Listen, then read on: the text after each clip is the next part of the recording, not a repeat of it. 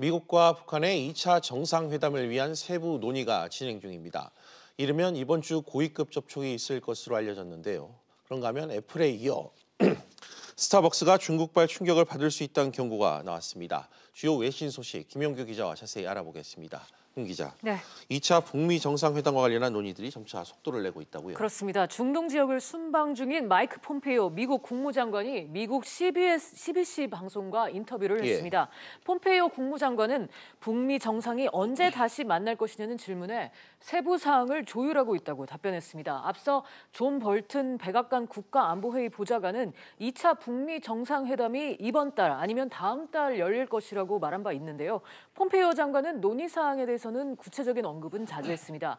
2차 핵 담판의 시간표와 장소 등 실행 계획을 놓고 북미 간의 물밑 조율이 이루어지고 있음을 시사한 것으로 보입니다. 네, 정상회담 조율을 위한 이 고위급 회담은 이번 주에 열릴 수도 있다고요? 네, 지난해 11월 8일 뉴욕에서 잡혔다가 무산됐던 폼페이오 장관과 김영철 북한 노동당 부위원장 간의 고위급 회담은 이르면 이번 주 열릴 것으로 관측되고 있습니다.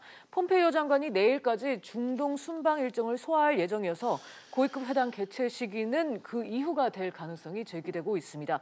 이 고위급 회담에서 정상회담의 일정과 시간 등 장소 등이 윤곽을 드러낼 걸로 보이는데요. 2차 북미 정상회담 개최지와 관련해서는 현재로서는 접근성과 상징성 등의 면에서 베트남이 부상한 분위기입니다. 일본 언론들은 트럼프 대통령이 다음 달 베트남에서 만나자고 제안했다고 보도하기도 했습니다. 2차 북미 정상회담에서 북한의 핵시설 폐기나 대륙간 탄도미사일 일부 폐기에 제재 완화와 같은 미국의 상응 조치를 막기와 하는 딜이 성사될 수 있을지 주목되고 있습니다. 네, 또 이런 가운데 미국 트럼프 행정부의 업무 정지, 이른바 이 셧다운 상태가 최장 기록을 경신할 조짐이라고요. 그렇습니다. 멕시코 국경 장벽 예산을 둘러싼 트럼프 대통령과 야당인 민주당의 대립으로 미국 연방정부가 일시적 업무 정지, 이른바 셧다운 상태에 들어간 지 벌써 23일째입니다. 빌 클린턴 행정부가 1995년 12월부터 1996년 1월까지 기록한 최장 기록인 21일을 넘어선 겁니다. 트럼프 대통령은 오늘도 트위터를 통해서 민주당에 대한 압박을 이어가고 있는데요.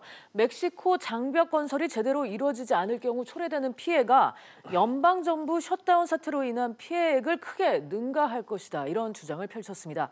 트럼프 대통령은 연일 민주당 셧다운이라고 강조하면서 민주당의 이번 사태에 책임을 돌리고 있지만 정작 여론은 반대로 흐르는 모습입니다. CNN 방송이 여론조사 기관을 통해 조사한 결과 응답자의 55%가 셧다운 책임론 질문에 트럼프 대통령에 있다고 꼽았습니다.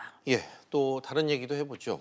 중국의 성장 둔화를 알리는 신호들이 잇따라 제기되면서 이 글로벌 기업들의 불안감이 커지고 있다고요? 그렇습니다. 미국 첨단 산업을 대표하는 애플이 중국 내의 아이폰 판매 부진을 이유로 실적 전망을 대폭 하향 조정한 가운데 다른 업체들도 이런 상황에서 예외가 아니라는 관측이 나오고 있는 겁니다. 미국의 대표적인 투자은행 골드만삭스가 애플의 다음 차례는 스타벅스라고 경고하고 나섰는데요. 그러면서 스타벅스에 대한 투자 의견을 매수해서 중립으로 하향 조정했습니다.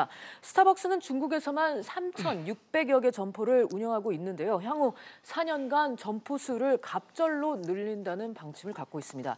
골드만삭스는 중국 시장에서 주의할 사항이 많다 이렇게 얘기를 하면서 특히 소비 부문을 중심으로 중국의 성장 둔화가 이어질 것으로 예상한다고 덧붙였습니다.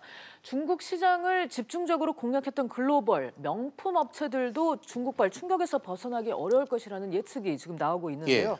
최근 애플 쇼크가 본격화되자 뉴욕 증시에서 루이비통과 버버리, 스와치 등 유럽계 명품 업체의 주가가 일제히 하락하기도 했습니다. 중국 경제는 미국과의 무역 갈등이 본격화되면서 곳곳에서 성장 둔화 추세가 가팔라지고 있는데요. 지난해 3분기 중국 성장률은 6.5%로 금융위기 이후 가장 낮은 수준을 기록했습니다.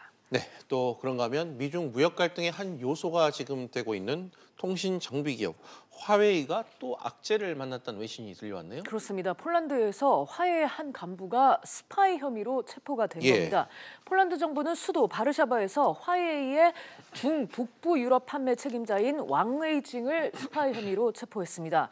아직 자세한 혐의 내용은 지금 공개되고 있지 않습니다. 하지만 이렇게 화웨이 임직원이 해외에서 불법 혐의로 체포된 것은 두 번째입니다. 지난달 몽환조우 화웨이 부회장이 미국 정부의 제재를 피해서 이란과 회사와 몰래 거래한 혐의로 캐나다에서 체포됐다가 최근 현지 법원의 보석으로 석방된 바 있습니다. 화해는 이번 사건이 일어나자마자 회사와는 무관한 일이라면서 왕 씨를 바로 해고했습니다. 그렇군요. 김 기자 잘 들었습니다.